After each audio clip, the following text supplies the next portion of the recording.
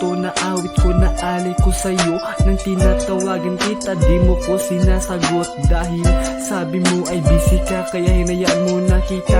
At ngayon tinawagan uli kita, hindi mo na sinasagot, dahil nang nalaman ko na may nagmamay-ari na pala sa puso mo. Hindi ko makakalimutan yung araw na lagi tayong magkasama, pero di ko inakala na magbibiro ang kapalaran, kaya sumama ka sa iba.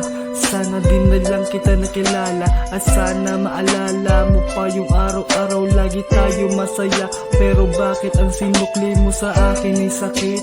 Kung talagang sa iba ka na masaya, magpapaalam na ako, aking sinta, aking sinta, aking sinta.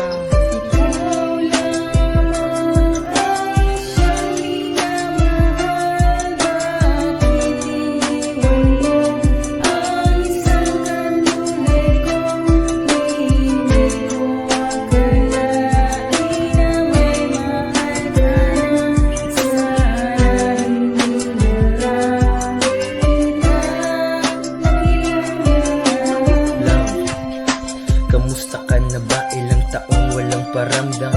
Ayos ka na ba? Kasi kung ako tatanungin, masyado pang masakit sa nangyari sa relasyon natin. Ang tawa ko'y pilit, 2 taon na pagsasama, bigla ang nawala.